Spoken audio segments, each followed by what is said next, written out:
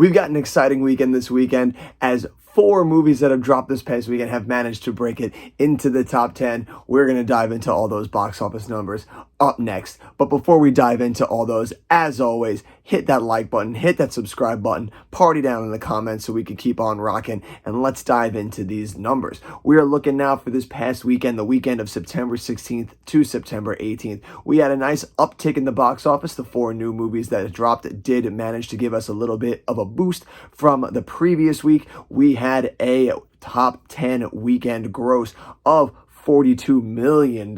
So up a bit from last week's. I think last week was around like 36, 37. So we had a nice big bump here that we got from our new movies dropping into the top 10 this week. There's a lot of stuff to talk about, so we're not going to waste any time. We're going to dive right in. We're going to take a look right at these charts, and we kick it off with the big new movie, the movie that I was hoping would do very well at the box office. And to me, I think this is a huge win. This is a number that is a big win for them at the box office. We're looking here. Number 1 for the week is Viola Davis's The Woman King, taking the number 1 spot with $19 million in its opening weekend. That's pretty good for this movie. I did not expect it to be opening that high, to almost hit 20 million. We'll see. Sometimes the numbers, they do report some new ones Monday into Tuesday. Obviously, I usually do this video on Sunday, mostly because I have shit I got to do on Monday, so I don't have time to do it on Monday.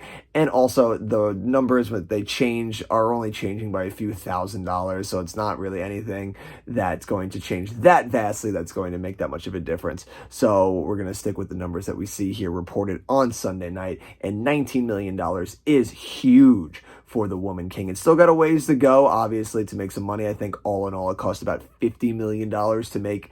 So obviously not like the crazy big budget, but still nothing to sneeze at. It's got a little bit of a track to make its money back, but it's well on its way. This is a promising debut right here for The Woman King. I haven't gotten my chance to see it yet. I just got back from Disney over the weekend. I also had a concert yesterday. So I have not had a chance really to check out any of the new movies. I just got back from the theater tonight, having seen one of the new movies, but it was not The Woman King, nor was it Pearl. We'll get to that as we get to that later on, and we'll talk about it. Dropping into the number 2 spot in its second week is Barbarian with a 40.3% drop, taking in $6.3 million to bring to its total domestic haul of $20 million. This is a big win for Barbarian. I did not expect, with Pearl coming out and some of these other movies, I did not expect Barbarian to hold into this spot right here. I thought it was going to drop a few down to see it, maybe even 4 or 5. But that's a testament to it. We said we had to see what its week to week was going to be. And right now, that's a good week, too, to be ending in second place with 4 new movies that had dropped over the weekend. So that's promising for Barbarian, especially when it had to go up against another horror movie against Pearl. So that is super well done on Barbarian's part to claim and hold on to that number 2 spot. It shows what word of mouth does for a movie. This movie's been managed to hold on and take over Pearl simply probably from the word of mouth about how wild and crazy this movie is.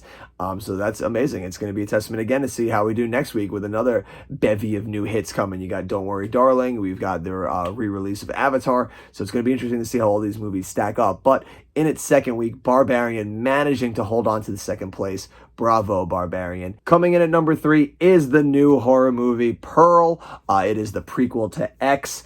It took in $3.1 million. It is insane to me how this trilogy is going. And yes, I say trilogy because there is a third movie on the way.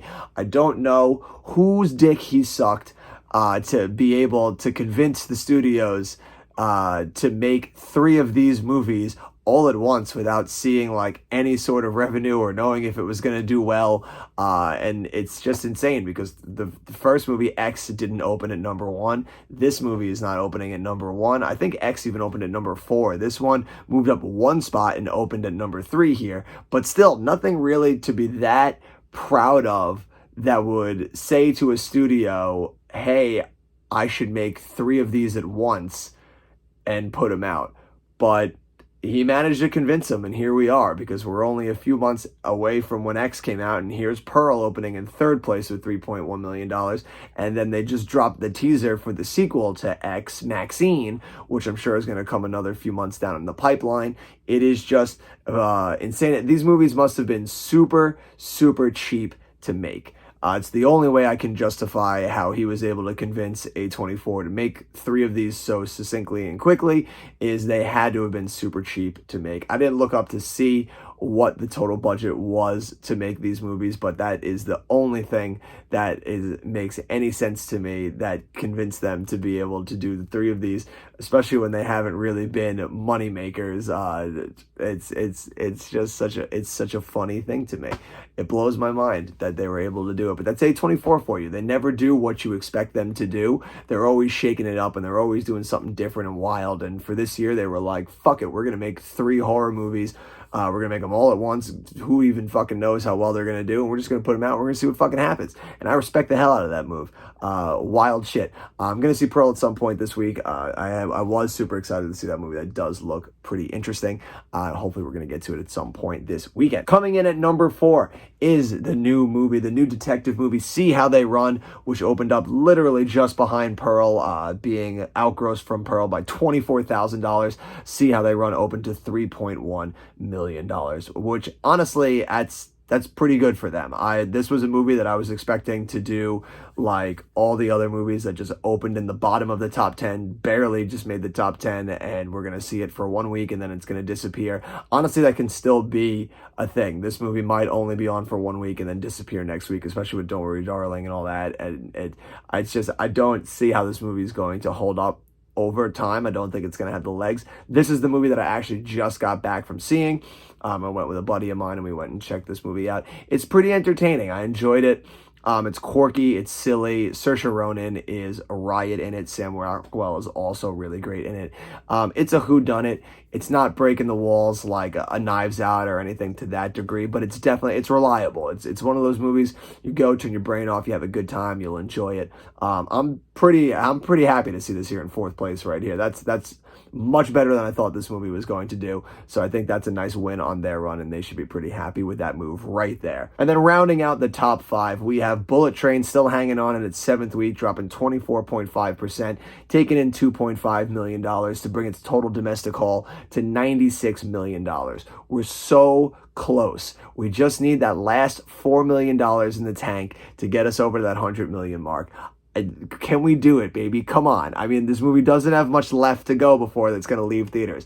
We need you people to get out there. We're getting close. We're so close. Help this bad boy break 100 million domestically. But now looking at the back 5, we have kicking us off Top Gun Maverick in its 17th week. 17 weeks, and this is only week 2 that it has been out of the top 10. Out of its 17 weeks, only 2 of its weeks have ever been spent outside of the top 10. This is the first one in a while. I think the last one was like the middle of August, and now we have it here again. It drops 30.9%, taking in $2.1 million to bring its total domestic haul of $709 million. What's to be said about Top Gun that hasn't already been said, that continues to be said week to week? The movie is simply a marvel. We're going to leave it at that. I wouldn't be surprised to see it back in the top 5 next week. We just have to wait and see what happens. Coming in at number 7, we have DC League of Super Pets in its 8th week, dropping 18.1%, taking in $2.1 million for a total domestic haul of $87 million. This one's petering out, doesn't really have much left in the tank. We've talked about it before. Like I said, I think it's going to get right close to that 90 million mark, and that's where it's going to peter out. And it's definitely not a good win for Warner Brothers, especially with the DC brand, with the Warner Brothers animated brand.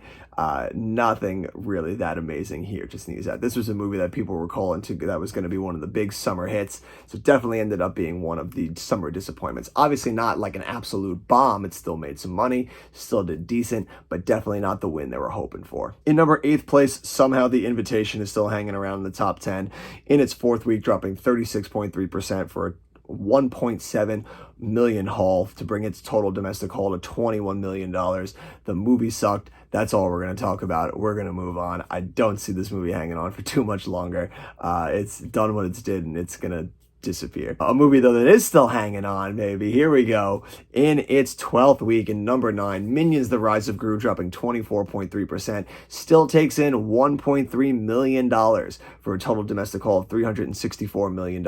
It is wild that that movie still brought in over $1 million, considering you can buy it on physical media, you could stream it at home. Somehow this movie, people are still going out to go check it out. This movie just won't quit, much like Top Gun. Those are the two big summer movies that have just chugged along to just box office total wins. And rounding out number 10 in our 10th place is another new movie. 4 movies managing to hit in the top 10. This one taking up the rear. It is the David Bowie movie, Moonage Daydream, taking in $1.2 million. I don't know anything about this movie. I didn't even know it was a thing that was happening. It looks more like it might be like a bit of a documentary style movie, but still, anytime we got new movies breaking in the top 10, it's great. Obviously, in number 10 spot's not where you want to open up, not great, but the fact that we had 4 movies that all released this weekend and all 4 of them managed to make it into the top 10, that is a win right there. As always, we like to look at our top 10 worldwide, and of course, nothing has changed for this week, but we have everything adding up money, continuing to just make money, but everything still stays in the same place, but we'll quickly run it down. Top Gun still holds in the lead with $1.463 million. Jurassic World right behind it, drops a little bit from the previous week. Last week, they were reporting that it was around $998 million. Turns out, as we're going through into this weekend, there was $1 million less, $997 million. Still nothing to sneeze at, but somewhere $1 million got lost, but still it looks like this movie is going to just go right under the wire of $1 billion.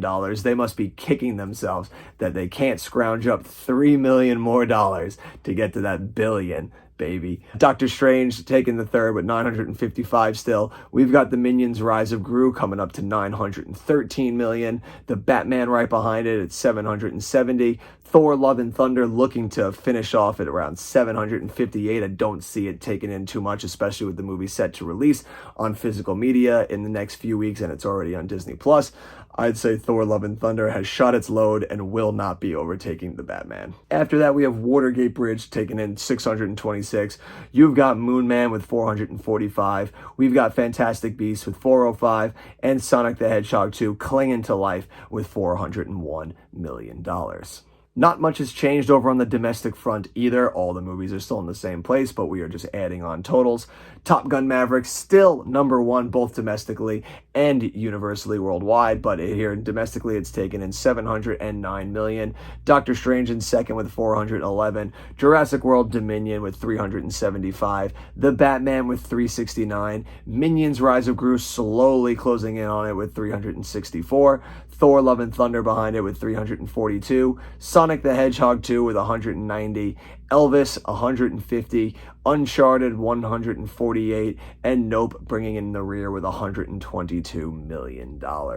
And as always here at The Outpost, we like to salute our fallen heroes. And so we take a look once more at our gone but not forgotten chart for all of our movies that have dropped out of the top 10. We have Brahmastra Part 1 Shiva managed to spend all of 1 week in the top 10. It was number 2 last week, so a steep decline. I think it was number 11 this past week, so just missed out on the top 10. So it bows out of its spot on the rankings after 1 week. Another movie spending 1 week on the chart is Lifemark, the religious movie.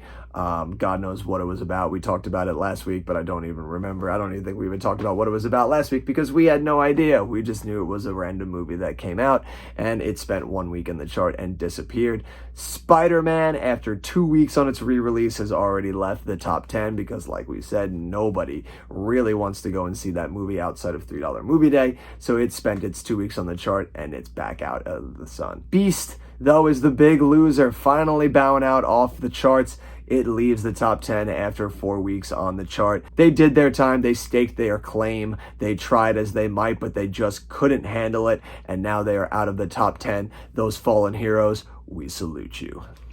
There is not much left to report here, especially here in the highest worldwide grossers of all time. Top Gun still sits comfortably just outside of the top 10 at number 11. We take a look here at the chart. We won't run down everything because we ran over it last week and there's still no change. But if you look right there at the bottom, Top Gun Maverick at $1.463 billion. Furious 7 just above it at number 10 with 1.516. Top Gun still has a bit of a way to go if it's going to catch over it. I don't know if it's going to have the goods. I think it might have to settle for 11th place. But once again, I'm never going to discount the power of Top Gun Maverick. So we're just going to have to wait week to week and see if eventually it can make enough money to overtake and take Furious 7 to become the top 10th highest grossing movie of all time. And that'll do it for us for this week on the charts. It's another nice, pretty slow week, obviously a bit bigger than the weeks before it. Still nothing crazy, nothing to the power of what the summer has been, but we're slowly chugging along, keeping us going week to week until we get to our bigger movies in the October and November slate. And then of course, once we get to our holiday and wildness starts to pick up again. But we can enjoy these slow September weeks right now when we can all go and check out some nice movies at the theaters without crazy crowds screaming us out. I think when I see how they run before, I think there was maybe 6 other people in the theater with me, and it was in its biggest theater. I don't know what they were thinking putting that in their biggest theater, but there it was. We got to see it. 6 people in a theater that sat about like almost